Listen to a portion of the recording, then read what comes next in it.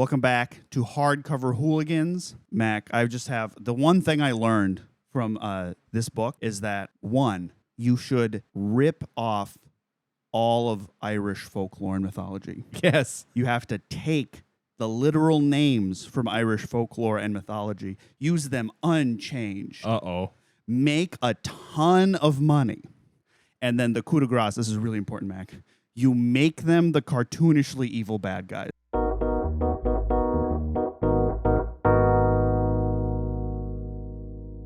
Yeah, I don't know about all that, but I'm excited to hear about how that works out. What are we reading today, Danilo? We're reading A Court of Wings and Ruin. Oh, a bunch of words in a row. That's right. I'm back in the fairy smut trough, and I am gobbling away. Piggy Danilo's back for more, back for seconds, back for thirds. Seconds. This is literally thirds. Yeah, I'm slopping thirds. up this content. Yes, baby. Let's go. They're hot. They're immortal. They have sex sometimes. They might be at war, but despite that, they can still eat dinner. Yeah, what I'm excited to learn. So last time, all I really remember from last time is that they had a lot of dinner. Yeah, we'll review the book in a second, but first, I just want to say thank you all for watching. If you're watching on YouTube, please subscribe, and if you like the show, review it on Apple Podcasts, on Spotify. Like we keep saying, maybe it's because we're saying it at the end of the episodes, not at the beginning. If you leave a funny review or comment, we will read it, and that's all. Mac, what do you remember from A Court of Mist and Fury? A Court of Mists and Fury, or Akamath, as it is affectionately known. Affectionately known. For only its close personal friends. It starts with a beautiful girl throwing up in a porcelain toilet. Yep. There was some sort of night court. We talked a lot about the night court, not the show, but the place. Yep. We talked about how what's his name? Reese? No, the other one. Her first boyfriend, Tamlin. How we are Team Tamlin. Yep. And I don't remember why, but I remember feeling like at the end of the book he didn't do anything wrong, or it was just all a big misunderstanding. The whole second book felt sort of like a hit job on the romantic interest of the first book, and I think due to our maybe contrarian tendencies, we have decided not to let the propaganda of A Court of Mist and Fury affect our opinion of our unproblematic king, Tamlin. What does he have a last name? I'm just kidding. I don't care. No, I want to. This is a fantastic segue because some of these fairies inexplicably have last names, but not all of them. And it's like a reveal. So we learn one of the characters, Lucian. You remember Lucian? Vaguely. He had a metal eye. That word. He was like. You don't remember that? I don't remember that. There's a big reveal that his last name is Van Sarah. What? Does that mean anything to you? No. It means nothing to me either. Okay. But it's supposed to be interesting? It's lore, because that means he's related to someone and not someone else, and maybe we thought he was related to someone else. And oh my God. It's sort of like, who cares? Yeah, I'm sure if you cared, that's a big reveal. But I'm like, does anyone like what's with these last names? Yeah, apparently Reese, who's like the main love interest with the Night Court, Bat Wings, does some problematic stuff in the first book that's sort of hand-waved away. We don't really talk about that here. His last name has on purpose never been revealed. And people on the internet have like theories about what it is. And Sarah J. Maas is like, when are we going to reveal Reese's last name? Because we all care so deeply about that, and there's implications to that, I guess. It's Reese. What could it be? Maybe it's Feyre's what's Feyre's last name? Archeron. What? Is she an archer? She for the first thing we do, she shoots a fairy with an arch. So her last name with is an archery. With an archery. With an archery. My name is Mac. Works at a car dealership, Ron. So that works Max out. Subaru-san. Max Subaru-san. Subaru-san, sort of like a Japanese honorific, of course. So Subaru-san, teach me your ways. Her name is Feyre Archeron. Correct.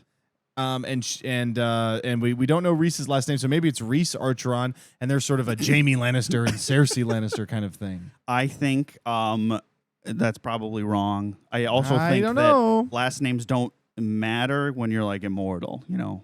That's true because the point of a last name is to differentiate you from your children. Were you to give them a first name, Right. Or What we maybe learn is basically all these fairies are just people with powers. Yeah. And their culture reflects human culture and worries almost identically, especially with like their morality, and like they're all like mid-20s, early 30s, Of course. and they're all 500 years old, but they all act like mid-20s, early 30s from 2023 or whatever. Yeah. Although this book was published in like 2018, so Oh, the good old days when the coronavirus was just a glint in the eye of the world.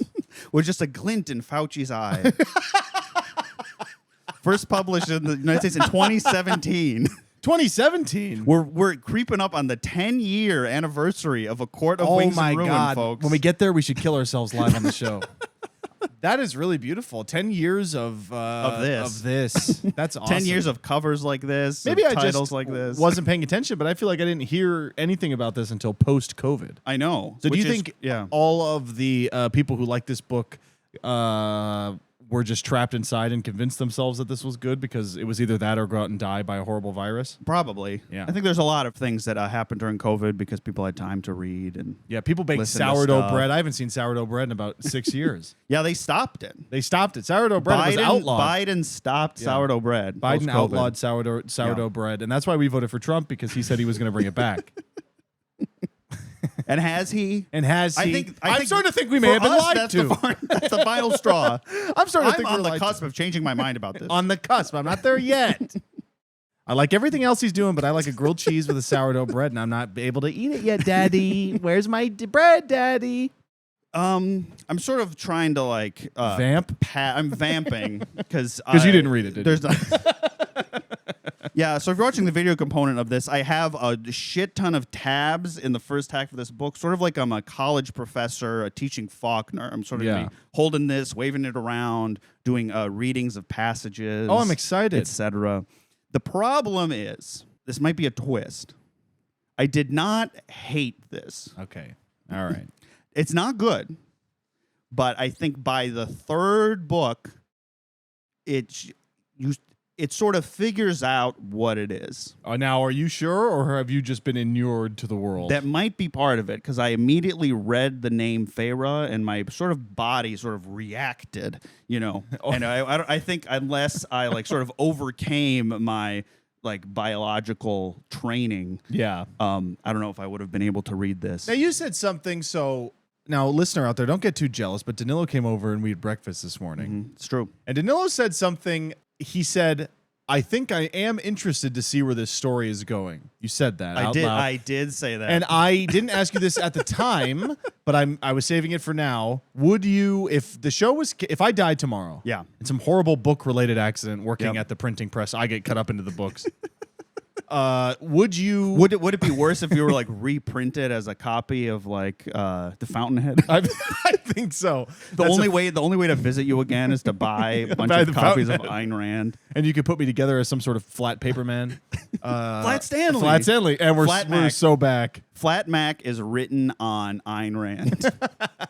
And you heard it here first. You first. You heard it here first. You heard it here first, folks. You heard it here first. Mac is Ayn Rand. Would you? Ayn Rand. Would you? That was schwag. I'll stop. I'll let you finish. I miss John Galt. What happened to John Galt? Libertarianism. Libertarian baby. Libertarian baby is pretty good. I want free milk. He gets that free milk though. We have to read that because I have no idea what you're talking about. I think that's just the first sentence. Oh, okay. Who is John Galt or something like that? He gets free milk. He gets free milk because he's a libertarian baby. Who's to say? I don't think anybody's really read those books. They just like to pretend. You were going to ask me a question. Yeah. Would you, if I died tomorrow, book-related accident, became Flat Mac, would you continue reading them? No. No. Would this be the one you tapped out on? Or would you at least... Okay. I understand. Would you finish this book? Yeah. If I died tomorrow? Okay. Yeah. Thank you. All this is heavily weighted in that my partner has also read these. So you enjoy talking to her? No, I enjoy because I don't know what that's like. No, I don't like talking to my wife. You said that, and I immediately said no. No, I do. It's fun when she's in the same room and she says, "Hey, what part are you on?" And I sort of chuckle at the absurdity of what's happening. Yeah. Or it's someone says something or a sentence is written a certain way, and I sort of laugh, and she's like, "What?" And I'm like, I read it out loud, and I sort of have a little laugh. Yeah. Some of it. These books, your Fourth Wing, for instance, I think you do get sort of just dulled to the written word. I think this finally has broken through my like wall of brain cells that inure me. Like it's sort of like you have to suspend your critical thinking. Yeah, and you just enjoy it. I mean, I don't really enjoy it. I think it's not. You just don't hate it. I'm not actively taking psychic damage, I think, the way that I was before. Well, that's good. I can sort of like, enough is happening. It's paced out seemingly well. And it's just like, there's enough boring people now that they each sort of have their own little boring thing. And you cycle through all that stuff with enough regularity, and you got a book cooking. It's a shame that it seems like the best book so far is where the anti-Irish sentiment starts to bleed through heavily. That truly is what is making it work for me. No, I'm just kidding. I thought I was going to ask, are you just fascinated with like, boy, what is this? Where is this coming from? Why are you doing this? Because it's not, I mean, I'm only halfway through. Sure. It's I think, just funny in a accidental way. I don't think it's by any means on purpose. It's just, I didn't think about that angle. Yeah. Yeah. What's that called? Is that Occam's razor?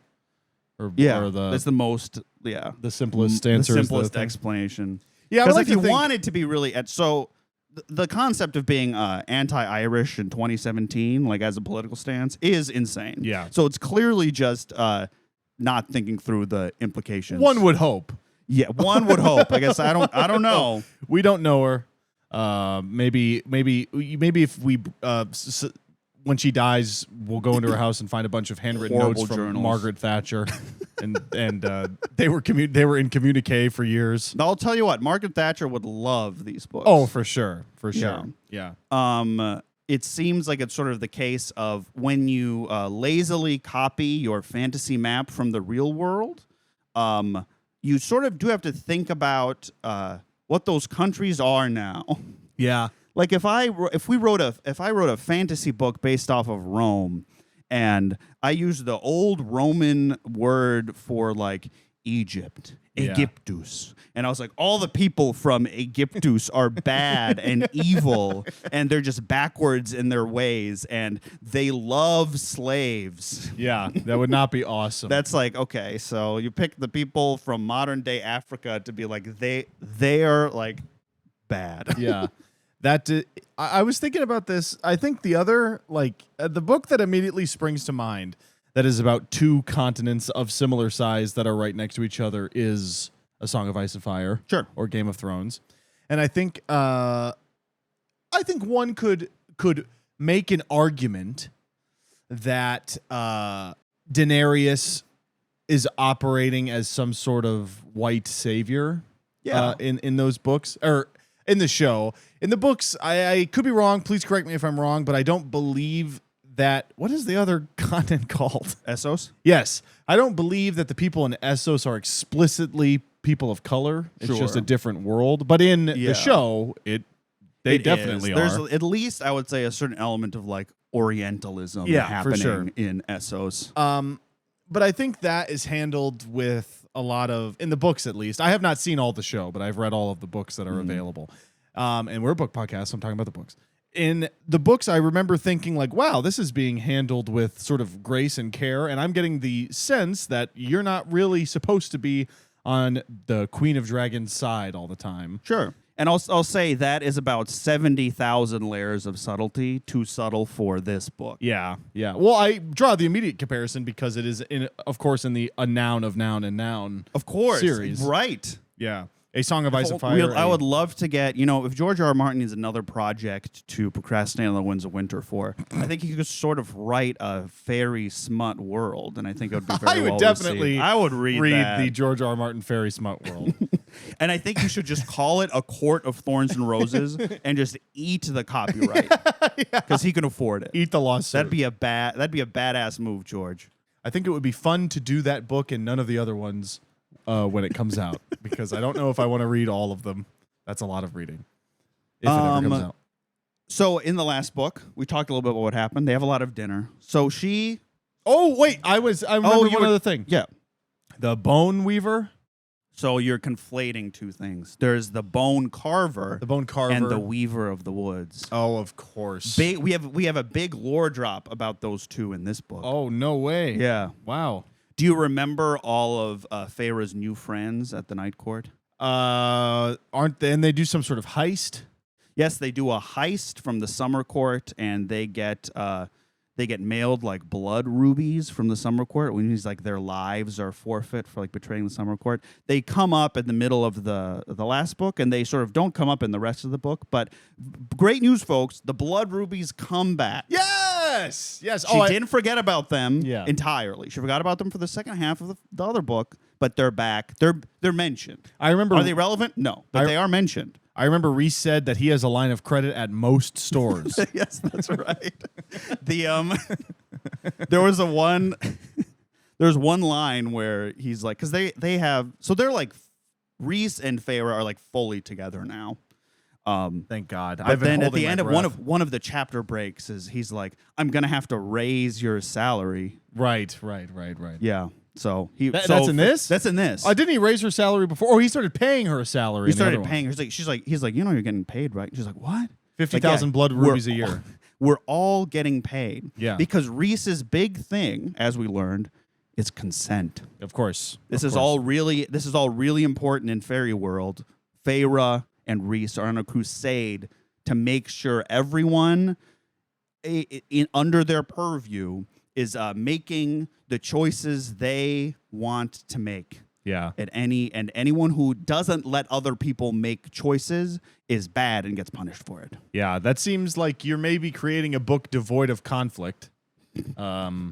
Aside from the evil Irish people. They're all the good people. Right, of course. And they're all like, even though we're all here of our own free will, but all the other fairies rule by power and coercion. Right, says the guy who like drugged and assaulted Feyre in the first book. I'm sorry. We don't talk about that. Right. Reese, every chapter, he's a perfect sacrificial angel. He puts too much responsibility on his own shoulders. He's a hero. His broad shoulders with his winged shoulders. Every scene, Feyre's like, you put too much on yourself.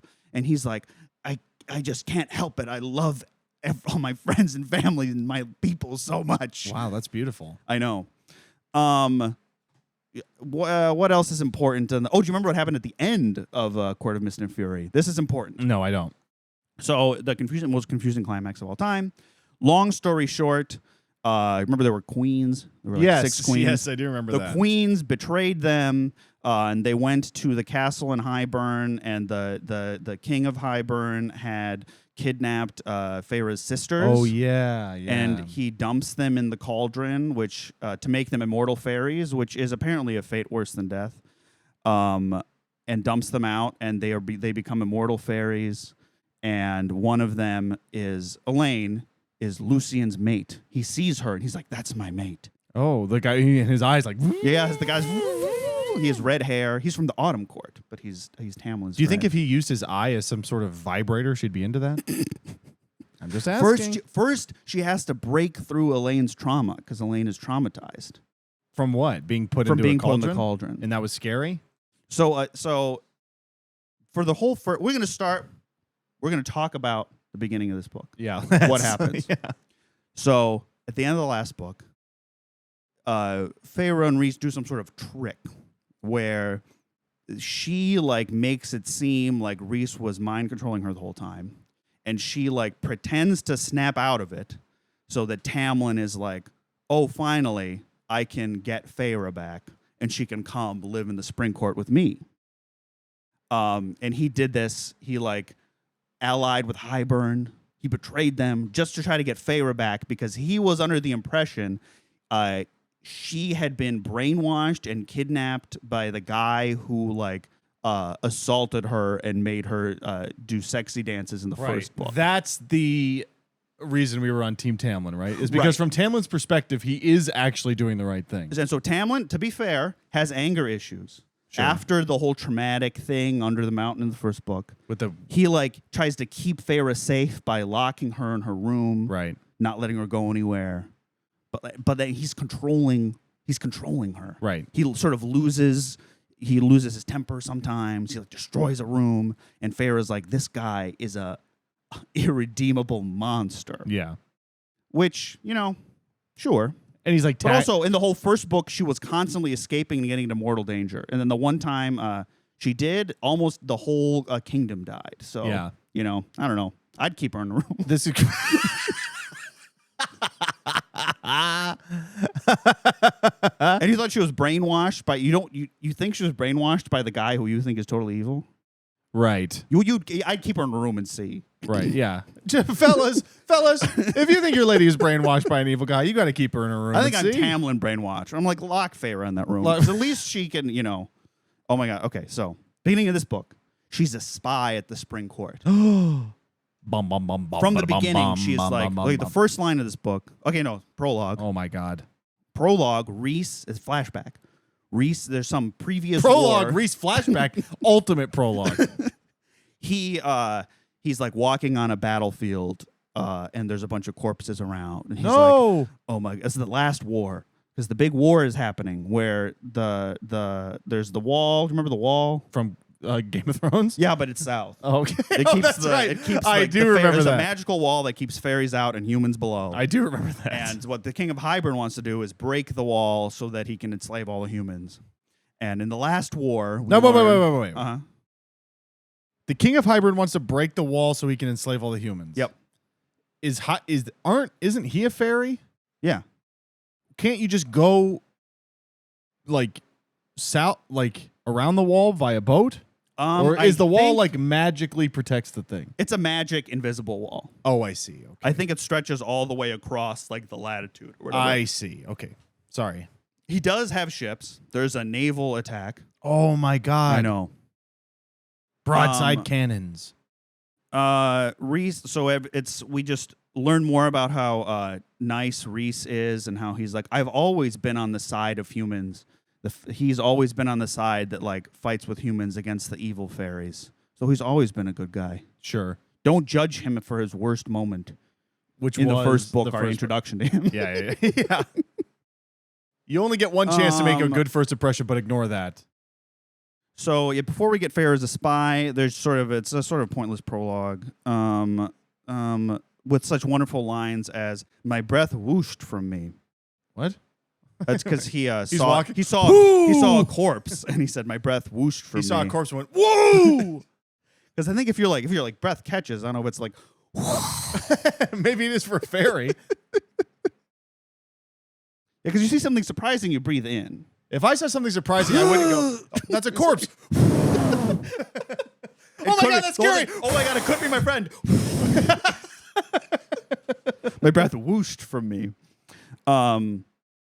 Also, portraying normal war things as dishonorable.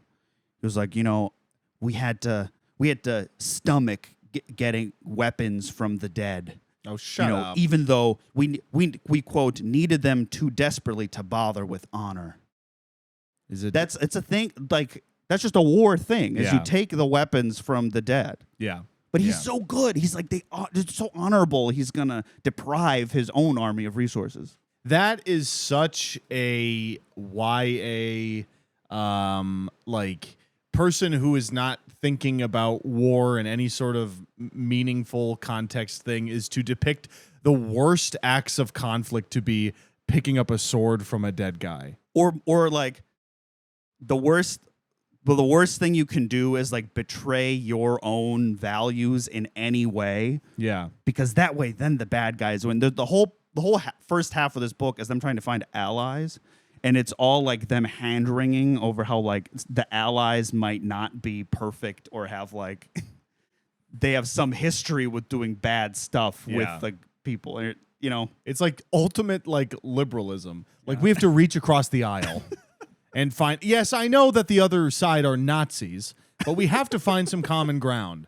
No, but the thing is, they don't want to find common ground because, like, the idea they would rather rather get obliterated by the evil king than like compromise on their own values and work with someone who maybe was mean to them once. Which could be in a better, different book, an interesting flaw of these characters, but you're supposed to be reading them as yes, that's correct. Well, they're all like, I mean, they're all 18 because you like read and like someone smirks or like says something that's like, hey, I didn't know you like that, and like maybe spills a little embarrassing secret, and they're immediately like, their hands shook with rage. Yeah, you know. Yeah. Anyway, when my friends spill my embarrassing secrets at some sort of meeting with 6 queens, my breath whooshes from me. You look like a thumb in my butt. Mile after mile, a kingdom of the rotting dead, and still I looked. Damn, Sarah J. Maas. He looked. And still, I looked. He looked at it. The unbelievable pain this man has suffered over 500 years of looking. Has he ever killed anybody? Yeah, he's killed a shit ton of people the whole time because he's like a badass. Yeah. I think I found out the plot. Who cares? They have dinner and they talk. I found the reason there needs to be these zones where they've decided everyone is evil because everyone, all of like Farah and her new friends, like all have to be unimpeachably like good and unproblematic. Sure. But because of that, they like can't have like badass action moments. Right. So there has to be like these zones where these people are all unimpeachably bad. So our good guys can act however they want to, and it's completely justified. Right. They can like there's the one area where Reese is like in charge of called the Court of Nightmares. Yeah. And it's sort of this zone where everyone's bad because they have like a bad culture. And so when they go there to like try to make allies or something, all the good guys are like, I hate this place and everything all these people stand for. And that means when I'm here, I can be a badass and be like, kneel before me. Damn. And then on the next chapter, you can be so upset about consent. Right. Even though they just went into this place and were rude bullies to everybody else. What makes their culture bad? I don't love that. They all live. So there's a lot of the Hollow Mountain count is slowly rising. There's a lot of hollow mountains with like stuff in it. Sure. And I think the Court of Nightmares like is in a mountain, and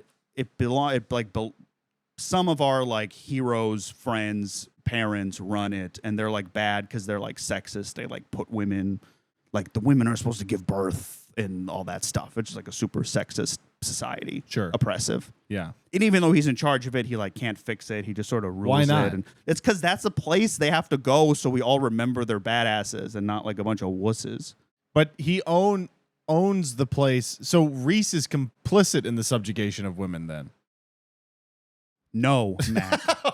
Reese is Oh. our hero. Yeah, I'm sorry. He was you're right. sad about taking the weapons from the dead, Mac. Right, but he's okay with forcing an entire group of women in a hollow mountain to give birth, unrequited birth. Let's see. This is important for me to get this right. See, he's looking up, the hewn city. Yeah, that's the other word for it. It's the hewn city because it's hewn out of a mountain. One of the 2 main cities in the Night Court. Yeah, they hate that Reese is their High Lord because Reese is half Illyrian, so they're racists. The place is known as the Court of Nightmares due to the occupants' violent principles. That's it. That's all it says, huh? All right. Yeah, they're violent. And so I was asking, violent. do you remember all the names of our friends? No, not in a million years. So here's the crew. You ready? Yeah. We got Farah. Hold on, I'm gonna pull up my Pull up your list of friends. Farah, Reese, and we got like the crew. We got Morrigan, aka Moore. She's like short, badass lady. Sure. She's like a fighter. We have Amryn. Sure. Who is a sort of like an eldritch horror trapped inside of a fairy body. I think I remember that one. That one's kind of cool. It's pretty cool. She spent most of the last book translating. Yeah. Azrael, he's like the general. From the Bible? Is that a... No, that's a Batman villain. Yeah. So as we know, she's sort of stolen all these names. Yeah. From various places. Wait, isn't Azrael an avenging angel? I think so. We have Cassian. Andor. Cassian, he's like another fighter who's sort of he's like sort of quippy and funny. Sure, that's Cassian. Yep. And so that's sort of the main Night Court crew. The night shift of the night court, you could say. But we've added a couple people. Yes. We have Nesta. Okay. Who is Feyre's asshole sister. Nesta, sure. She was dumped in the cauldron and came out an immortal fairy. Yeah. We have Elaine, the nice sister. Yeah. Who was dumped in the cauldron, comes out an immortal fairy. But we don't meet them yet. We start out because Feyre is a spy at the Spring Court. And the whole time, she's like, they don't know I'm a spy. I'm going to wreak havoc from within. I can't let them know. The first line of the novel is, the painting was a lie. Oh, boo. Because she was painting, but it was a happy painting. And she was like, it's happy even though I'm mad. Are you serious? Yep. And she got so lost in thought about how much she hates Tamlin and the Spring Court for betraying them that she breaks her paintbrush. Oh my God, tantamount to snapping one's own neck. Well, and she's like, I have to hide the evidence. Of her broken paintbrush? Yeah, because then she's like, someone's going to see. Because a happy woman would never break her own paintbrush. No, exactly. And so she... We're getting to the bottom of this. So she uses her powers to incinerate the broken paintbrush. So there's no evidence. But then she's like, but it still smells like smoke. So she opens the window and uses her magic powers to blow the smoke smell out of the room. And that's how the book starts. Oh my God. She can't let anyone know. No. In the meantime... You could have just dropped it and stepped on it by mistake. No, because then people will know she's actually not happy to be back at the Spring Court. Dude, this book fucking sucks. This sounds terrible. There's a lot of... so she also hates that everyone here at the Spring Court, like, believes that Rhys is evil and would force her to do things she didn't want to do. I see. She's like, oh my God, the fact that they even thought that Rhys could do something like that and force someone to do anything. It makes you want to break a million paintbrushes. I added the insult to the long, long list of things to repay them for. So what the hell? What's she going to do? Kill everybody? So repay them for. That is not a good punishment. Right. What do you think her plan is? To get revenge on everybody? Everyone at the Spring Court. Yeah, the first like third of this book is her at the Spring Court getting revenge. Steal all their money? Nope. 2 more guesses. Paint some sort of Super Mario 64-esque picture and push everybody into it? Nope. Flat Tamlin. Flat Tamlin. Let's see. Third thing. And it can't be It's not break all the paintbrushes. Maybe just to teach them a lesson about consent. That's not what happened. But that's her crusade. And she's like, I'm gonna learn that you can't force people to lock people into rooms. She's gonna lock everybody into a room? No. Oh, what is it? She's gonna make all of Tamlin's like court turn on him, and she's gonna like collapse his grip on power from within. Nice. Good job. I know. It's so cool and fun. So she like flirts with Lucien. She has a fake he has like a fake nightmare. So like what? Wait, what? What do you mean he has a fake nightmare? No, she has a fake nightmare. And Lucien comes in and is like, are you okay? And she's like, of course, Lucien. Tamlin comes in. And she's like, I've sown the idea of unfaithfulness in him. What do you mean fake nightmare? Like she's just pretending to thrash around in her sleep? Yeah. Okay.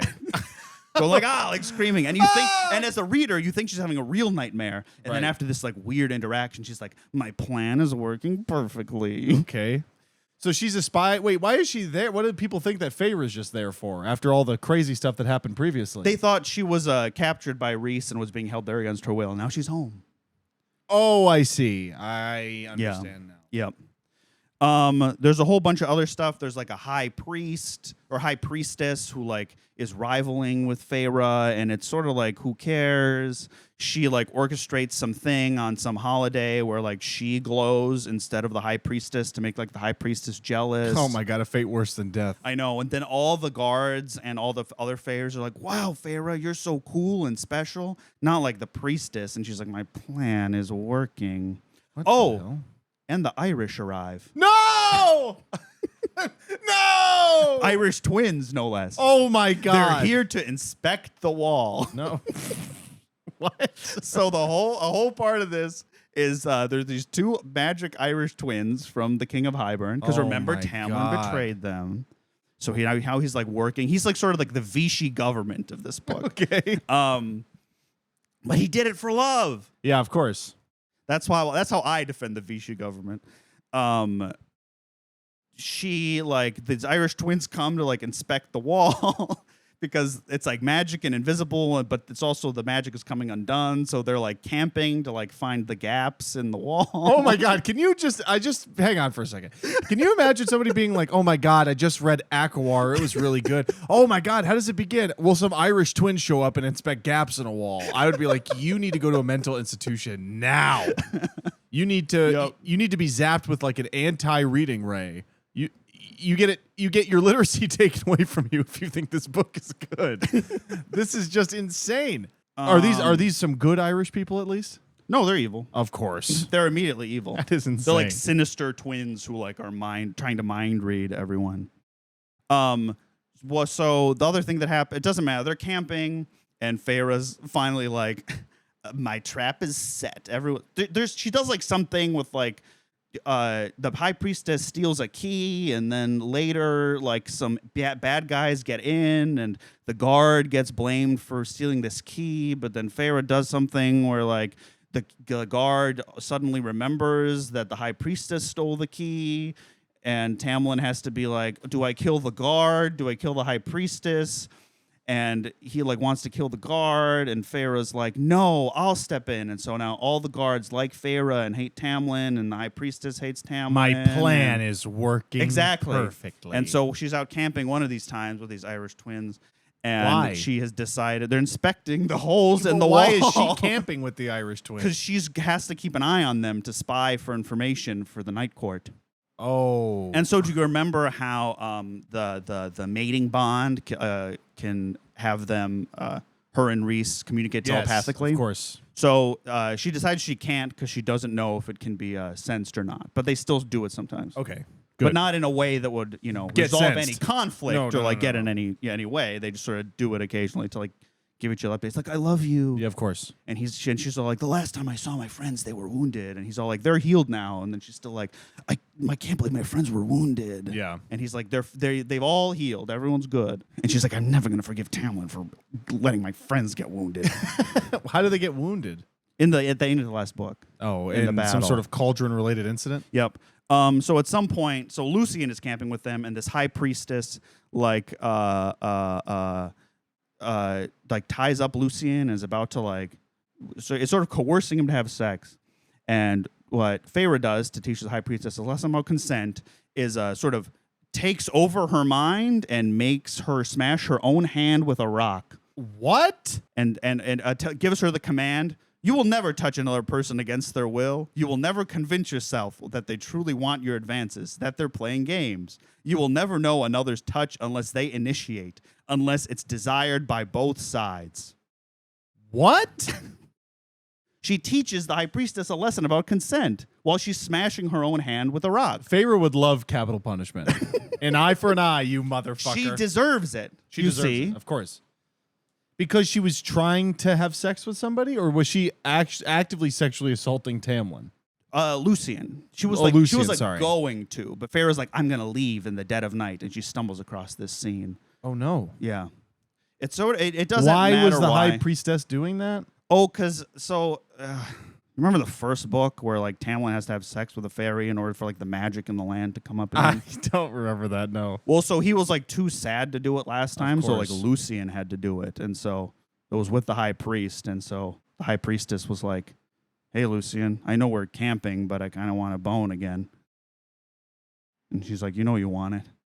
And then, okay, I see. That's weird, man. It's weird. Good and interesting. That is weird. Consent is important. Are you saying consent's not important, man? I know. That's not what I'm saying. That's not what I'm saying. Are you saying teaching a fairy priestess about consent by taking over her mind and making her injure herself is not the morally correct thing to do? It's a very real... This goes back to our conversation about hypocrisy being the ultimate sin. It seems that these books are taking, like, everybody needs to fully be on the same page, not just with, like, sex, with literally anything ever. There can be no disagreement ever before any decision ever gets made. Yeah. Otherwise, that is an infraction that then would allow you to kill somebody. It's like the YA obsession with like wringing your hands about like the nature of power. Yeah. Yes. It's like if I'm in charge of someone, that's just like a bad guy being in charge of someone. Right. And this goes back like I don't want to see anybody being like, but it's not actually YA. That's not where it's shelved. If you read this book and then read a book written for grown-ups, you will learn the differences of how this book is written in a YA style so that anybody can read it, and sex is in the book to attract grown-ups. That is what it is. It is designed, it is content. It is designed to be selling you books so that somebody can be making a bunch of money. It does not matter where the fucking book is shelved. It is a YA novel, young adult prose and stylings and trappings and themes with a sexy overcoat. Because like what it's about is very like it's for children. It is a child's level understanding of like the world. Yes, like we can't take their weapons because it would be dishonorable. We can't ever force anyone to do anything. So everyone's gonna have a salary. Right. Yeah, you wouldn't be able to like. Let's just say, hypothetically, some federal agents were killing people in your city where you record a podcast. Yeah. Pharaoh would be of the opinion that you are not allowed to protest because by virtue of protesting and ignoring a direct dispersal order, you could possibly be putting somebody's life in danger. So Pharaoh would invade my mind and make smash my hand in with a rock. Now it's different with that because like a rape is about to occur. Sure. But it gets transposed to being like everybody on the team needs to be willing to do the same thing. But we're allowed to, of course, go into this nightmare court and slaughter these people because... or be mean to them. Yeah, be mean to them because they are evil without reproach, similar to the Hibernians or whatever. Well, and because they're pro-slavery, and that's like the ultimate non-consensual agreement. Yes. But it's just such a... And that's implied why, because this whole time I was thinking of, she's always like, I will never forgive Tamlin for betraying, so my sisters got put into a cauldron and became immortal. And I was never clear on like why that was so bad. Yeah. Like even if it's painful, sort of you get to, be immortal.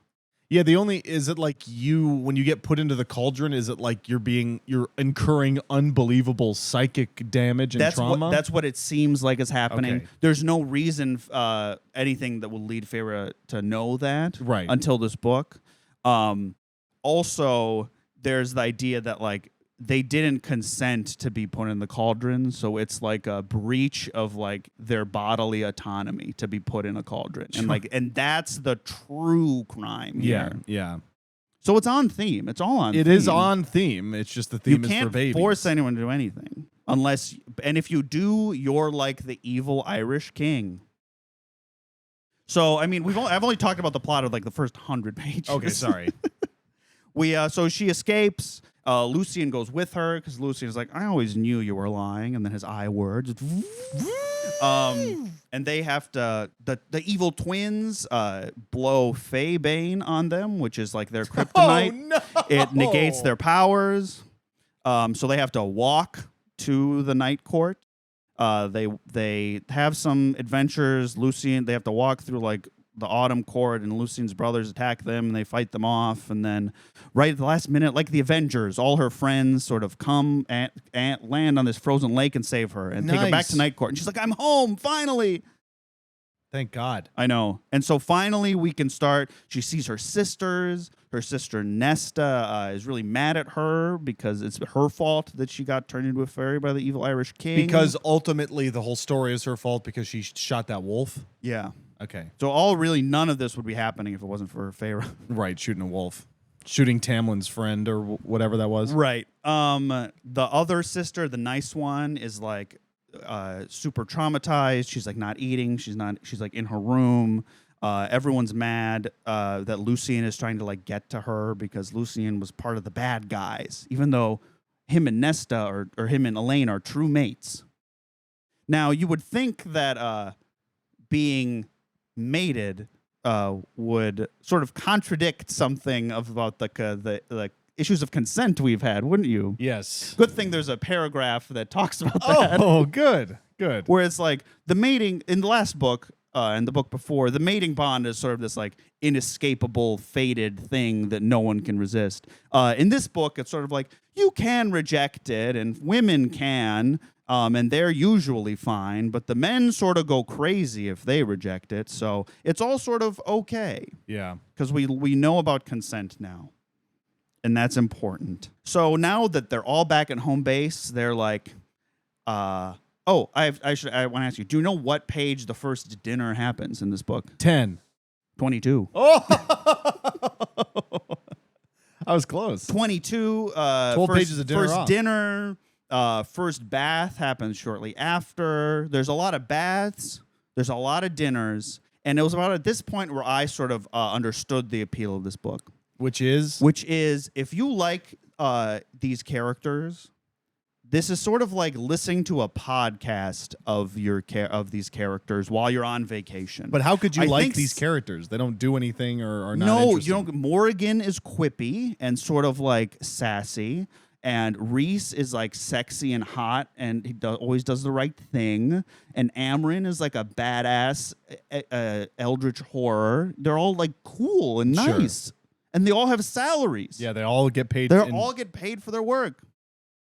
I would assume pound sterling, because this is in, in fantasy England. This is in fantasy England. The Night Court's actually in fantasy Scotland. Oh, of course. So one must imagine Reese Scottish. So, but the Night Court and the Nightmare Court are in fantasy Scotland. Yeah. So not only are the Irish people the bad guys, but the Scottish people are the violent ones.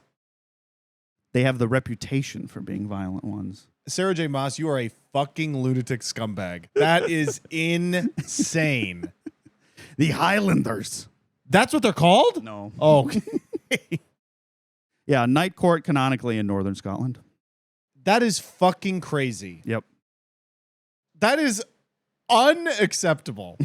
Spring Court is like southern England, like London. Sure. What else? Feyre, she gets home. She's so happy. Lucien's like, where are we going to live? And Feyre's like, which house? The townhouse or the palace? Remember, they have a townhouse. Sure. Wow.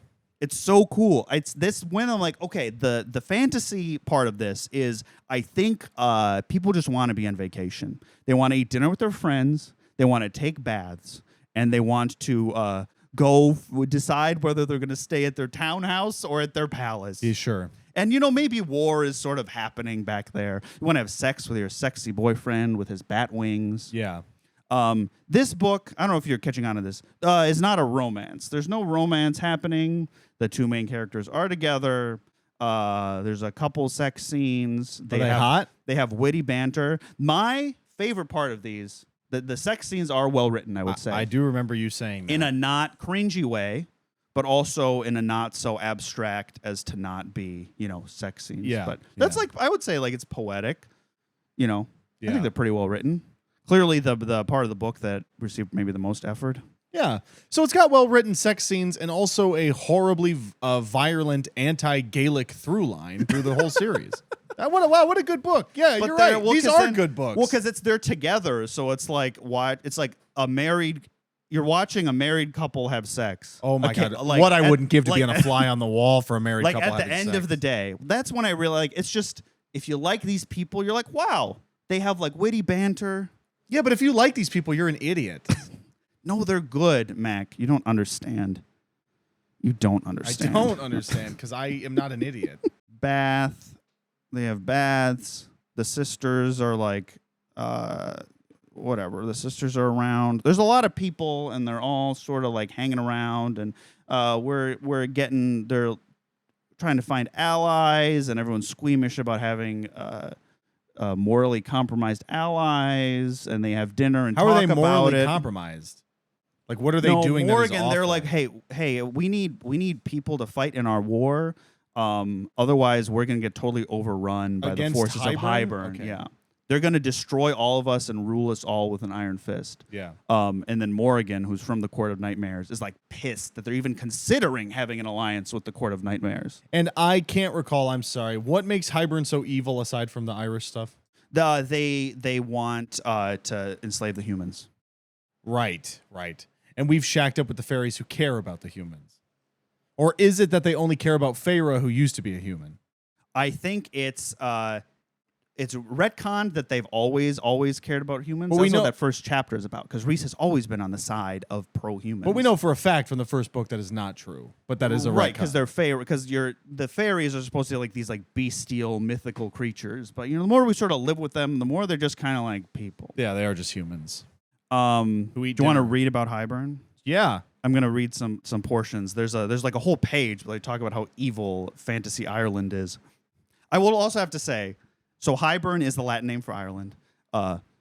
Anti-Irish sentiment is also called hibernophobia. Okay. That's a quick Google. Yeah. That's the fastest Google in the world. All right. Want to hear about the Irish? Yeah. I'd hoped Hybern might have some internal conflict to exploit to get them to collapse from within, that its people might not want this war, might see it as costly and dangerous and unnecessary. But 500 years on that island with little trade, little opportunity, Hybern's people are hungry for change, or rather, a change back to the old days when they had human slaves to do their work, when there were no barriers keeping them from what they now perceive as their right. Hybern's wealth has been dwindling for centuries. Most of their trade routes before the war dealt with the South. We don't know if Hybern's king deliberately failed to establish new trade routes or opportunities for his people in order to one day fuel this war, or if he was just that short-sighted and let everything fall apart. But for centuries now, Hybern's people have been festering. Hybern let their resentment of their growing stagnation and poverty fester. Jesus Christ. Hold on.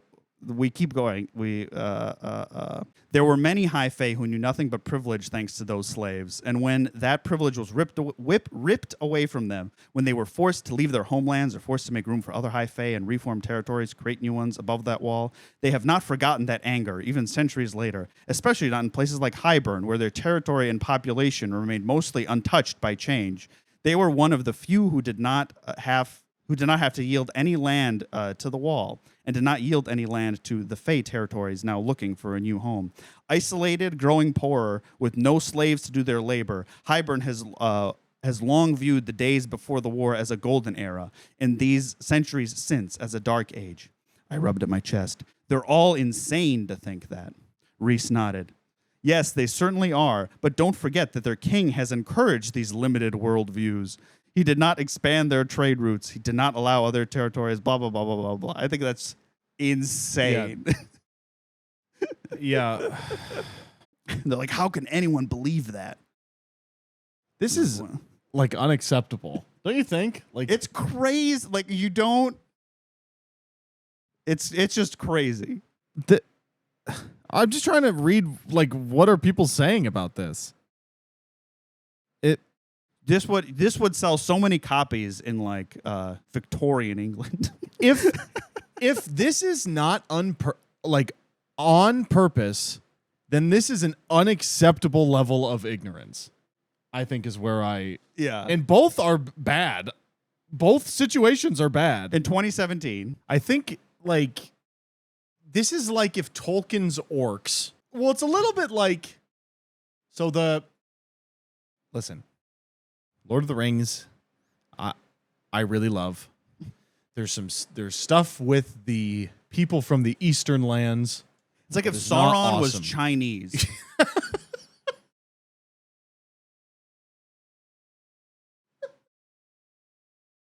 And Tolkien was like, that's what I'm doing.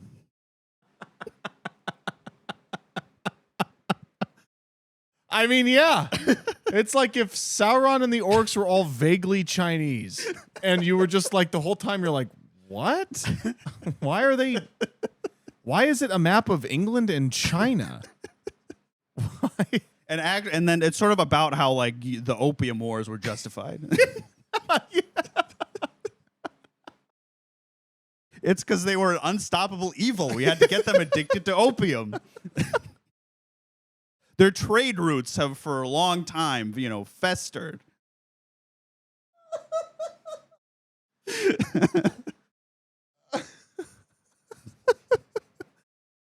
Yeah, but I mean, like, this is crazy. This is crazy. Mac, you're overthinking it. The curtains are just blue. The curtains are blue, dude. The curtains. It's not that deep, man. Dude, if you like this book and don't see a problem with this, you're a fucking maniac. You're not supposed to think about it. I know. Do you think you're not supposed to know that she just ripped all this stuff off of Irish culture word for word and then like made them the bad guys? Do you think there's a world in which in one of these books they actually get to Highburn and they realize it's been like propagandized and it's actually chill? I read a comment online that said like, oh, we should do that, because I think anyone who thinks about this critically is like, we should get like a Highburn redemption arc. Yeah. But it sort of seems like they are the cartoonishly evil bad guys for this whole thing. That is fucking insane. That is... Just what is there to say? Nothing. Let's go to a library. Yeah. So in another hollowed out mountain, there's a fun library. And the first line of that chapter is Farah saying, I've never been to a library before. And now immediately, astute listeners and readers would remember, she's been in a ton of libraries plenty of times. But she clarifies, not counting the private libraries here and at the Spring Court, and my family had one as well, but not a real one. Like one where you get like a library card? That's like a public library. I have a line of library cards at most libraries. She's never been to the public library. Get a load of this. Get a load of this. Reese he's so good, man. Yeah. He founded a public library that is exclusively run by by women who have been like horribly like attacked and mutilated by the world. Wow. Yeah. Okay. He's so good. He's giving them jobs. And this is important. He doesn't force them to stay there. No, you can quit. They can leave anytime. You can quit. You can leave at any time. He makes a big point of saying like, but they can leave my library. Who cares? You have you employ women who have been through trauma at your library. I don't care that you don't have to say they can leave. Of course, the fact that he says they can leave at any time makes me think that they can't. Makes you think that there's some spell. Now, of course, the women can work at the libraries, but they're not going to leave because of the implication. But Reese had heard about the free libraries open to the public, back in the human lands, which I was led to believe that the human lands they don't were know how to like read. They were like medieval like peasants. Nobody knows how to read. I don't know. They have enough public. They have like a network of public libraries that this fairy lord has heard about them. Yeah. There's a lot of like authors stand-in, like just like everyone on planet Earth. These characters all love libraries and reading, of course, stories, yeah. And another stolen name. The clerk at this library, his name is Clotho. Clotho, which is exactly the name of one of the Fates from Greek mythology. Nice, because I read that, I'm like, that sounds familiar, and I googled it immediately. It's like, oh, one of the Fates. But in this book, she's sort of like a librarian who was. This book is making my breath horribly. This anti-Irish sentiment is crazy. It's like.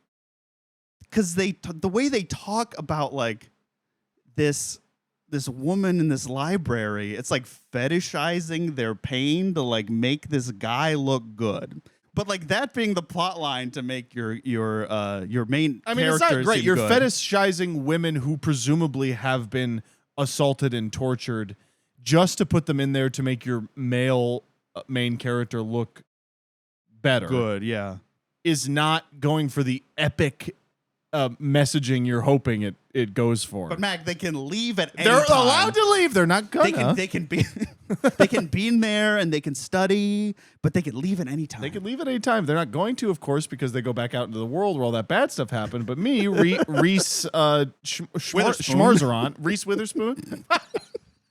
That's because that's his last name. Witherspoon. WYTHERSPUUN. SP like O umlaut and Witherspoon. Witherspoon. If you had a chance to change your spoon, he is. If you had a chance to wither your spoon, would you do it? Would you eat with a spoon if you could? Come visit my library. They can all leave whenever. They're allowed to leave, laddie. The lasses I employ at my library are allowed to leave of their own accord. But the fun thing about the library is there's a big pit in the middle of it. This is the fun. Are you ready for the fun fantasy stuff yet? The fun thing about modern libraries is that there might be a fun kids section with events, and the fun thing about this library is that there's a big hole right in the middle of it. There's a big hole, and no one knows what's in it. There's some sort of like scary creature. You can like fly down in it, but like anyone who's ever gone in there, so he employs women who have been abused by fantasy creatures in the world to work at a library where there's a giant hole in the ground with direct access to a big scary fantasy creature. Yeah, he's a good guy. That's awesome. It was sort of unused real estate, and he's like, I need to start my charity. And I've heard about all those medieval libraries. I've heard about the network of public libraries you have in your medieval human town, and so I decided to make one public library here.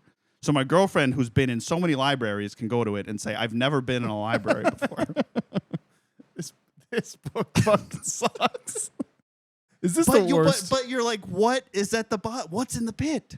I don't What's care. In the pit? What's in the pit? What's in the pit? It's Reese's wife's head or whatever. It's the bodies of all the women who tried to leave the library. Farrah, don't go down there. They're allowed to leave. Farrah, don't go in the pit. Oh, I didn't tell you. There's only one way out. Yes, they're allowed to leave the library. Wink. My breath whooshed. No, don't go in the pit. Did you see what was in the pit? Well, the one time I looked, my breath whoosh. I couldn't. I blew the monster all the way back down with my whoosh breath.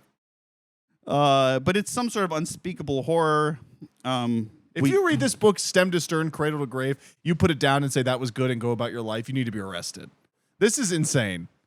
Oh, I have to say this before. So they keep doing like their curses, like by the cauldron or like the cauldron, because that's like their god or whatever. I have to find this. Oh, another thing, like after Lucian comes to the night court, Farrah's all like guilty that she like never gave him like a tour of the place. Okay.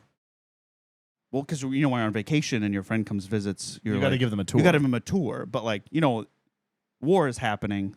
But like maybe the tour could be postponed. You need a dinner, you can sort of do a tour, and she's like, normally I'd do a tour, but he never asked, so I'm not going to give him a tour. Okay. This book is 800 pages. But then later on, she gives him a tour. And he's sort of like, oh, nice. Oh, cool tour. Thank you. What's that pit? How come there's a bunch of dead women in that pit? The townhouse or the palace? Which one do you want a tour of? This is a funny line. Funny line. Here we go. Oh, Lucian is all like, you guys don't really follow normal fairy protocol here. Everyone can sort of speak their mind. Reese says that, and Lucian's like, obviously, Reese lives in a townhouse by the cauldron. Townhouse by the cauldron is like Manchester by the sea. But it's like the exclamation by the cauldron. He lives in a townhouse. God damn it. Reese like it's the townhouse is by the cauldron. Reese lives in a townhouse by the cauldron. Good for Reese. The cauldron is prime real estate. All right, before we get to sort of the end of what happens here, in one of the first lines, I thought this was very poetic. Yeah, right. Speaking of the weaver and the carver, he was like, I let myself drag up memories of the weaver, the carver, the Midgard worm. Oh, the Midgard worm. Yeah. The weaver, the carver, the Midgard worm. Exactly. The weaver, the carver, the Midgard worm. By the cauldron. It sort of has an Irish lilt to it, wouldn't you say?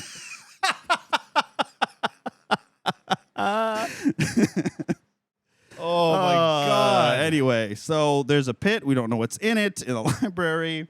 We know what's in it. It's a monster.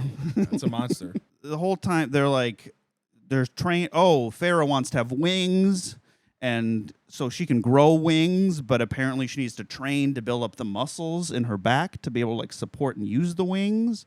I sort of liked that. Yeah, I mean, it's sort of fun. So she has to train more.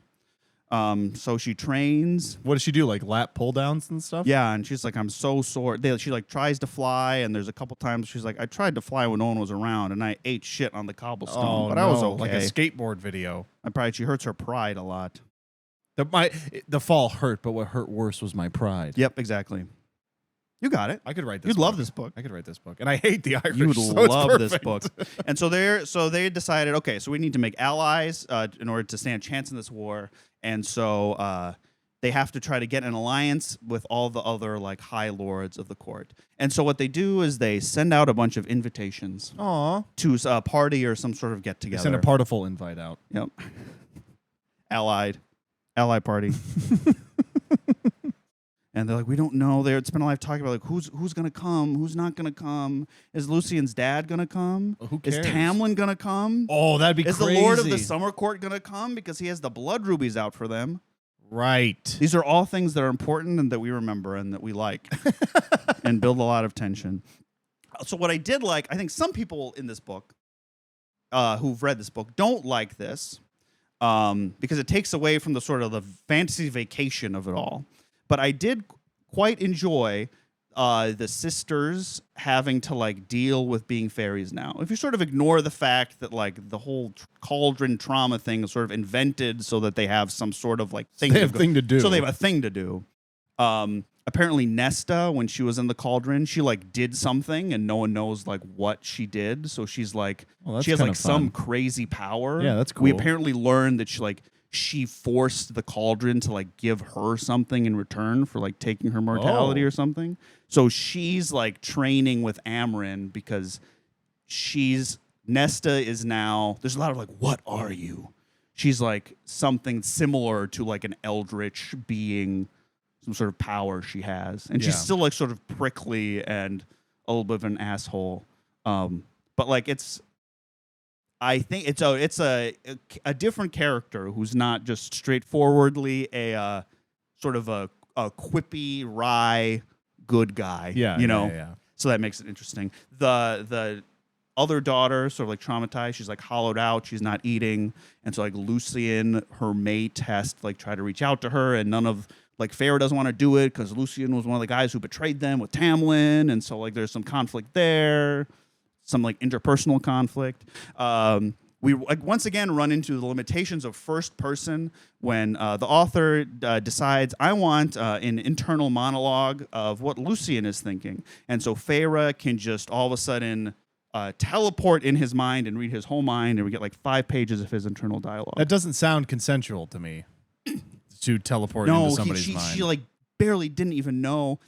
She barely didn't even know she was doing it, and they talk about that. Oh. They determined that because she was doing it to protect her sister potentially from something that Lucian contributed to helping happen, the betrayal, that she was justified in invading her friend's mind.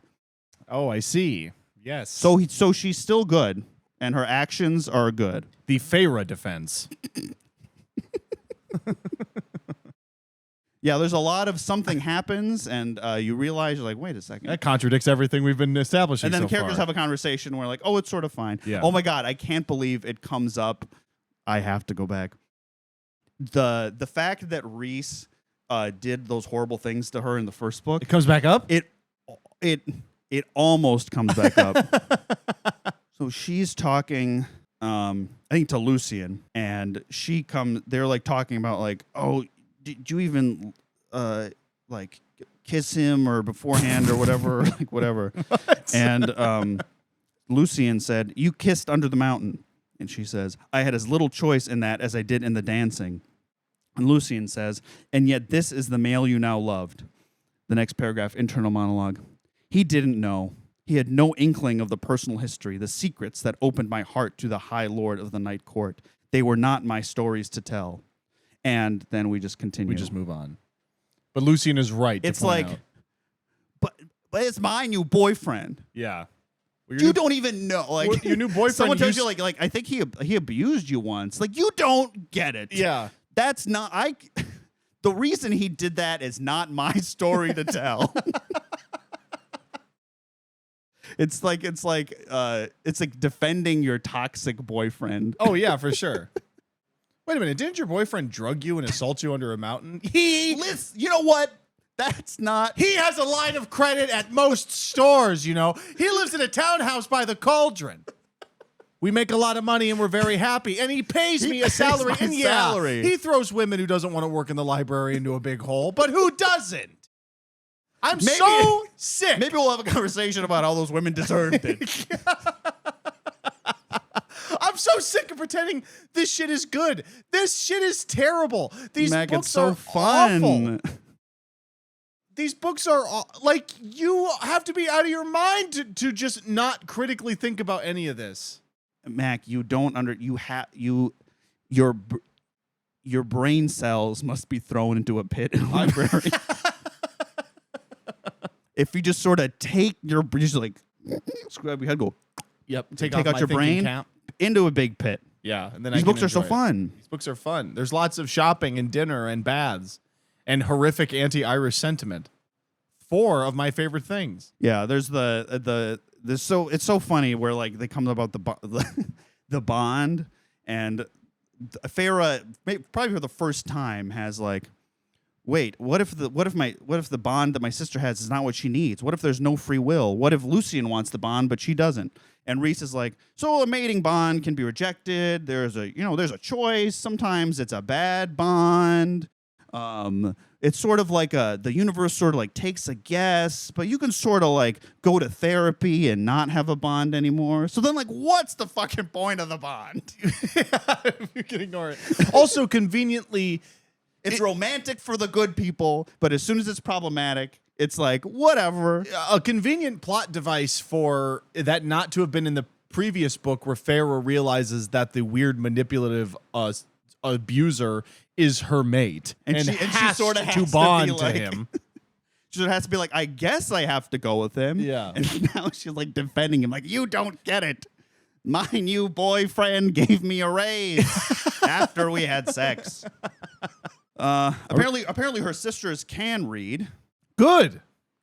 And when Farah admits that she couldn't read, her sister's like, wait, I thought you could read. We would have like helped you learn how to read. And Farah's like, I didn't think you'd say yes if I'd ask. Growing up in the same house and going to the same school, how did some of them learn how to read? School? You sort of have to forget everything that happened in the past. Yeah, you're in right. the past books. Kill the past. It's a sort of a foundation. It's sort of a foundation made on rotting corpses. Yeah. As so all good so stories things in the past. Yeah. So things in the past have to sort of be relitigated. They talk about how like they can sleep in for training, and everyone's like, 7? Oh my god! Oh, but 7? Like that's early. That's sleeping in. That and Cassian's like, that's sleeping in when I'm training you.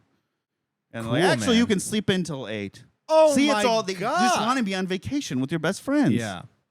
This is just like having a conversation about like, well, we could get up and go do this hike, but we're on vacation. Like, why would we wake up early so we could go on a hike? Exactly. There's not like some evil Irish guy coming. And then Sarah J. Maas, after she's done mailing letters to Irish people about how much she despises them, likes to imagine a world in which she could maybe wake up early on a vacation. And she thought the world needed to hear about it. And so she made $1 billion writing books for lunatics.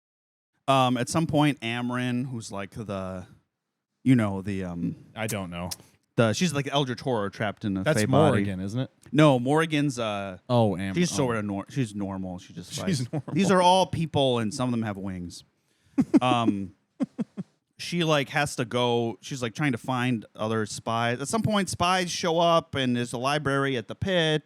Yeah. In the library, and they have the anti-magic thing, and then Farah's like with her sister, and she's like, I'm not gonna run up, I'm gonna run down into the pit. And she makes some deal with the thing in the pit. Oh, of wow. Like the thing in the pit wants like company. Sure. And so she's like, yeah, I'll hang out with you. And then he like the thing in the pit like kills the other 2 Irish people who teleported there to like kidnap her. And she had her eyes closed the whole time, so we still don't know what the thing in the pit is. Oh, nice. But after that, the Amryn sort of goes prowling, and apparently she's so scary that some of the citizens of this city where they are, Valaris, paint their doorways with lamb's blood to try to ward her away. Oh, sure. Now, astute readers might know that this is directly from the Christian Bible. The last plague when Moses sends the angel of death upon the Egyptians. Oh, is it with lamb's blood or is it with salt? It was literally lamb's blood. And he tells all the Israelites, like, paint your thing and your firstborn will be spared. So I think Amren is like the Christian biblical angel of death. Oh, cool. So that's fun, right? I guess if you're an idiot, I'm sure you probably It'll probably never come up again. At some point, the summer court gets attacked with boats, and the king of Hybern is there, and all our friends go and attack and just kick ass and kill all the Hibernians who are there. Rhys faces off with the king of Hybern on one of the ships, and Feyre's like, kill him, and he's like, you don't get it. If I kill him now, I'll be just we like don't him. know about his plans yet. And she's like, oh, my God, kill him. And he shoots an arrow at him, and it goes right through him as the illusion dissolves. Oh. And he's like, how you would think I'd show up here to fight you? You're an idiot. And that's where I stopped reading. Wow. We did it. We have a party imminent. We have a what's in the pit question imminent. Will they have more dinner? I don't know. I guess we'll have to keep reading, unfortunately, to find out. I don't think see if there's anything else. There's a story. There's like a little parable while Feyre is learning to fly with her wings. She's like, I'm never gonna get it. And Cassian or someone tells her like a story about there was once an Illyrian who like had her wings were like small and she was sad about it. But then like a day came where she had to like fly her friend to safety, and her wings were the perfect size to fit through the gap. And she's like, and that's why we believe that sometimes, your greatest weakness can be your greatest strength. Wow. And that person's name was Nefel, and so they call it the Nefel philosophy. Oh, wow. So that's sweet. So that's probably going to come up as she can't fly, and because she can't fly at the end of the book, they she'll blast some save beam the day. that kills everybody who can fly. Or something like that. So Feyre's in her sort of journey to, build back muscles. That's really her only struggle at the moment. Yeah. Just like gym bros everywhere. She's taking tea. She's taking tea in Anavar. Yeah, the Lord of the Summer Court is still mad about getting stolen from, even though the Night Court people all came and saved his city from almost certainly getting taken over by the King of Hybern. So he's still salty for some reason. Yeah, then the previous book, the Summer Court, are like a bunch of sort of vaguely people of color that they rob. Isn't that right? Mm-hmm. Awesome. Cool, man. Good book. Well, and then, when the Tarquin, the Lord of the Summer Court, has the gall to like be mad at them for like maybe something of what you did is the reason my city got attacked. They're like, the Hybern is in charge of its own actions. Don't blame us for the actions of Hybern. So they have like no sense of like how things can like connect, Yeah. Yeah.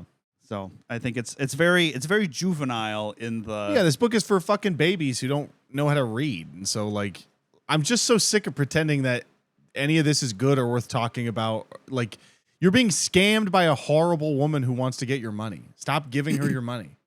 Well, and she writes so much. Like there's this series, there's the Crescent City series, there's Throne of Glass. They're all just like it's like content. It's content, man. Hey, check this out. Ready? Throne of Glass, more like Throne of Ass. Nice. What do you think? That's pretty good. That was pretty good. That belongs in this book. I think so too. Is there language in this book? Is there cussing? No. There's like no. God. I don't think I've. You know what? That never occurred to me. I don't think I've read a single fuck. Wow. Which is sort of good because those almost always take me out. Yeah, man. This is I'm a little bit stunned that. This is your third book, and then you're like, I know what'll just. I wonder if it's because anytime she tries to like make anything logical, it's like it becomes a tirade against the Irish and how backwards they are. She might realize that like I have to stop explaining things because every time I do, it gets worse. Yeah, what a fucking idiot! Fuck you, Sarah J. Maas. Whoa! Yes, no, seriously, fuck you. Go fuck But yourself. Mac, don't you wish you lived in a townhouse by the cauldron? By the cauldron. I wanted to say this one thing. So she finally gets back to Reese, and she's like, "Oh, I'm filthy." She's like covered in dirt and blood from like fighting, and they like want to have sex. And Reese is like, "Don't worry about it." He like snaps his fingers, and now she's clean. Oh, and she's like, "Wait, why do we take baths if we can just do this?" Good question. And he's like, "Well, the essence of the dirt still remains." And so she feels her skin. She's like, "Oh, my skin does sort of feel dirty, even though I look clean. But at So least I you will- look fuckable So I now." will have to have a bath later." Yeah. And it's sort of like, okay. Okay, cool, man. But the essence of the dirt remains. I just want to say this right now. I'm not planning on killing myself anytime soon. I'm very happy. Sarah J. Maas is the worst writer of all time. Sarah J. Maas, you are a fucking lunatic scumbag. I will say this. Fuck Sentence to Akawar. sentence by sentence, the writing does not want me is giving me a stroke. Oh, good. The bare minimum. Like the logic the logic and everyone's sort of characterization and emotional reactions is sort of nonsensical, but like line by line, it's a lot better, I will say. Yeah. Well, So because I have to say something nice. no, you don't. No, you absolutely don't. Not with all this crazy I shit almost going forgot on. to talk about the painting. There's two times where she like sees a scene and is like, I know what that painting would be called. Oh, and does we get an answer? Yeah, she's all like, evil fairy with fruit or something. I don't know. Because she saw an evil fairy with fruit. Yes. I know what that painting would be called. I'm trying to see if I can find one. Because that was funny. I'm like, I can't believe the painting is back. Evil Irish twins getting eaten by a pit monster. If I could have painted that moment, she's like tricking Tamlin or something. And if I could have painted that moment, I would have named it A Portrait in Snares and Baiting. That's a terrible title. No, but don't you get it? painting. It's like the title of the book. A portrait of snares A court and of ruin and wings and ruin. wow. Let's see if I can find the other one. It's these sort of small details that I think really flesh out this world. She didn't even come up with anything. It's fucking Hadrian's Wall. It's England and Ireland. No, it's more south than Hadrian's Wall. It's a wall right through Cornwall. You could call it the Cornwall. Cornwall. Hadrian's Cornwall. But don't you want to know how the holes are happening in the wall? I would rather eat a bullet for breakfast than know about what the holes are happening in the wall. No, but because the cauldron can fix the holes in the wall or it can break the holes in the wall. Oh my God. And now because Nesta took something from the cauldron, maybe she has the power to fix the wall. Wow. But they're like, we can't force her to do anything because she's already been forced to do enough. Right, of course. So we'll ask her and we'll just tell her we're desperate. And if they're she very clear about that. Yeah, and if she says no, that's all right, even though it could destroy. Making allies and appropriately telling the stakes is tantamount to doing unconsensual things. I don't. Yeah, I'm sure if you're 14, this book is probably awesome. Or if you're like, if you, I've never read anything other than like Tumblr posts about 21 Pilots, and this is the first book you've ever read. I'm sure you probably really like it. It feels like a fanfic of itself.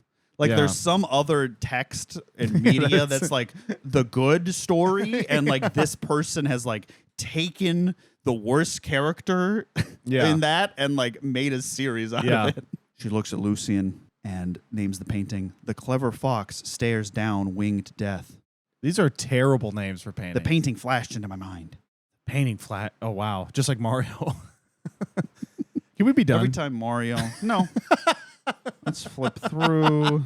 I'm just going to see if there's any other things I underlined. Oh, I almost forgot. They go back to the bone carver. Oh, wow. They're like, we don't have enough allies, so maybe we go into the magic prison and we make an army of monsters. And so the bone carver is like, I actually want to be in prison. You can't make a deal with me because my siblings, the Weaver and some other guy, are out in the world, and they're too scary for me to deal with. So I actually want to be in prison. And they're like, damn, he really got us. And he's like, but if you find the magic mirror, then I'll come out and help you. So they also have to find a magic mirror called the Ouroboros. What? Which is, again, a stolen thing. Yeah. That's the snake that eats itself. It's a mirror that can tell you anything you want when you look at it, but you will also go crazy. And the bone carver wants this for some reason. Okay. It'd be to make an army of monsters? Yeah, their plan is, well, let's try to recruit some monsters because we don't have enough people. So they're gonna. The Bone Carver is some sort of like ancient horror that that can kill everyone with a blink or something. You know, so they need to find a magic mirror with a Thanos-esque snap of the fingers. Yeah, I don't know. Who knows? Who knows? Again, the best thing from the last book makes another appearance because nothing else can There's no other original thing that can happen. Yeah. I noticed you wrote there are chapter breaks in the middle of dialogue. Oh, yeah. That's like a classic good thing when you're writing where it's like, I need a chapter break. And it's literally they're talking to the Bone Carver. And literally it's like he ends a sentence with like a thought. And it's like chapter break as if it's a cliffhanger. And then the start of the next chapter is like him continuing to speak. Cool, man. It's like in the middle of the dialogue, and like I have to turn the page. That's awesome. I want to see if I can find it. Do you want me to read like a whole 2 pages that I felt like emblematic of the dialogue of this book? Yeah. I feel like I'm quoting this like sacred text. Oh, this is perfect. This is a dinner scene. It took me a moment to remember that particular conversation back at our father's estate when she and I had been at each other's throats over the differences between human and fey food. It was the same in terms of what was served, but it just tasted better above the wall. Is that a compliment? Nesta didn't return my smile as she speared some asparagus with her fork and dug in. And I figured it was as good a time as any, as I said to Cassian, "What time are we back in the training ring tomorrow?" To his credit, Cassian didn't so much as glance at Nesta as he replied with a lazy smile, "I'd say dawn, but since I'm feeling rather grateful that you're back in one piece, I'll let you sleep in. Let's meet at 7. "I'd hardly call that sleeping in," I said. "For an Illyrian it is," Moore muttered. Cassian's wings rustled. "Daylight is a precious resource. We live in the night court," Moore countered. Cassian only grimaced at Rhys and Asriel. "I told you that the moment we started letting females into our group, they'd be nothing but trouble." "As far as I can recall, Cassian," Rhys countered dryly, "you actually said you needed a reprieve from staring at our ugly faces and that some ladies would add a much-needed prettiness for you to look at all day." "Pig," Amryn said. Cassian gave her a vulgar gesture that made Lucian choke on his green beans. What? Is that really what it says? Everyone, instead of laughing, is like choking on green beans. Like someone says something they're not supposed to. Whoa! I'm laughing at Amryn. I was a young Illyrian. I didn't know better, he said, then pointed his fork at Asriel. "Don't try to blend into the shadows. You said the same thing." "He did not," Moore said, and the shadows that Asriel had indeed been subtly weaving around himself vanished. "Asriel has never once said anything that awful. Only you, Cassian, only you." The general of the High Lord's armies stuck out his tongue. Moore returned the gesture. So they're all like being witty. They're literally sticking their tongues out at each other. Yeah, and I love when a book says he gave him a vulgar gesture because you can't write in the book he gave him the bird. He flipped him off. Yeah. And he choked on his green beans. So fairy food is green beans and asparagus? But it's like better, man. It's better. And so, but now the mean sister understands why they were so pissy about the human food in the last book. Weren't you wondering that? Because these green beans... Don't you want to get clarity on that? These green beans hit different above Hadrian's Cornwall. Yes! You finally get it, Mac. You're finally getting it. I've got the Aquar bug. Yeah, that's it. I can keep talking about... This is their banter at every dinner. Awesome. At every dinner, and there are multiple dinners. Yep. They're smirking... They're like being sassy. They're sticking their tongues out at each other. It's if you like these people, you're eating good tonight. It's like you're eating green beans. It says Amryn sipped from her glass of blood. Oh yeah, she drinks blood. Oh my God, like a vampire. Yep. But she's not a vampire. She's a mysterious badass with mysterious powers. She just drinks blood. That's awesome. Yep. Like SpongeBob. SpongeBob drinks blood. Well, there's an episode where he's drinking blood. He's like, "No, I'm drinking diet blood." And he's diet blood. I don't remember why. They might be dressed up as vampires for Halloween. Yeah. Oh. I think they're dressed up as vampires for Halloween. SpongeBob also some sort of like eldritch being. Yeah, eldritch sponge. I think he's also canonically the angel of death from the Book of Exodus. He might be. He eats when he gets scared, his hands go into a popcorn bucket and he eats them. So Squidward has to paint his lintel with lamb's blood every night lest SpongeBob show up and make fun of his clarinet playing.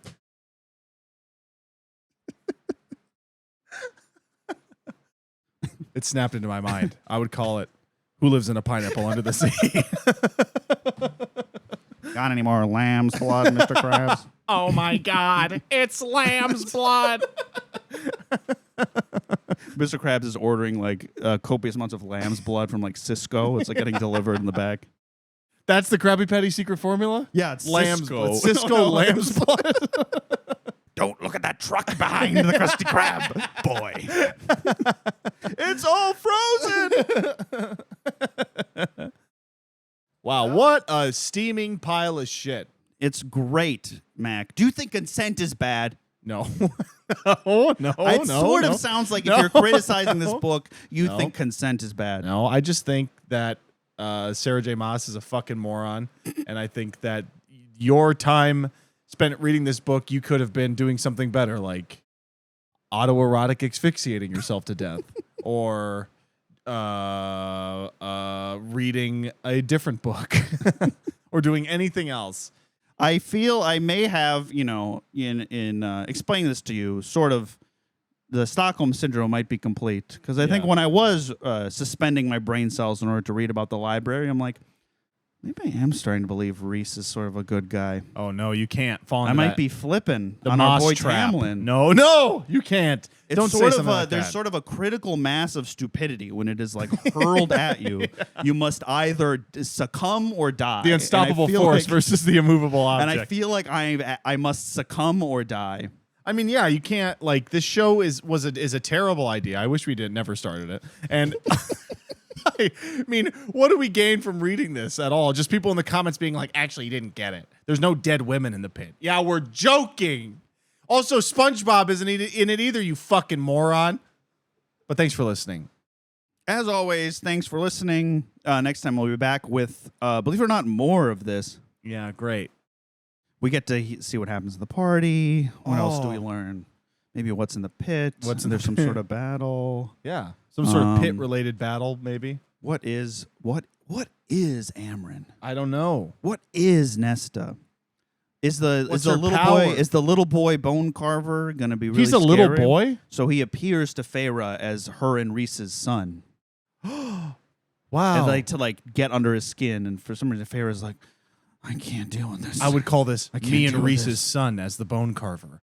So there's a lot of, remember in the first book she has being in a mountain PTSD. Yes. This time it's a dress that she's so much better at it. She leave one, and Reese is like, wow, you did so well. And she was like, I didn't even notice I was under a mountain. I must be healing. Wow. It's a beautiful story about healing and found family. This has the found family tag. Oh, wow, really? Yeah, I don't know. On Storygraph? I think that's like a fan fiction thing. It's found family, yeah. Yeah. So if you want to read, if you want to know sort of the plot of everything you read beforehand, you sort of go off of plot tags on internet websites. Well, who knows? I mean, if you're a loser who hates the Irish, you'll probably like this book. But if you're a normal person, don't read it. There's some idiot living in a castle in England where they don't have enough money to turn their estate into a museum, but they're still so convinced of their own class superiority. Yeah. They're reading this and Sarah J. Maas. Let's go fox hunting after this. let's read some Sarah J. Maas and hunt some foxes. I can't wait. I don't know if there's more books of this planned. I think they have to go fox hunting at some point. They have to. Go full. The way to fix this, Sarah J. Maas, you go full English supremacy. Yeah. Full English imperialism. Cartoonishly, to the point where Feyre's eating beans on toast. Yeah. Reese. Reese is listening to I Would Walk 500 Miles on the loop. Because he's Scottish. He choked on his beans and toast. He's quoting Braveheart. They watch Braveheart every week together. They may take our night court, but they will never take our library. It's because it has a pit. And you can't move a library with a pit because where would the pit go? You can't move a pit. You can't move a pit, folks. And this is the sort of bulletproof world building we will explore even more next time on Hardcover Hooligans. Any final thoughts, Mac? No. If you like the show, listen, like us on, you know where it's just look up the name on the internet. It's in the same spot. It's on TikTok. It's on Instagram.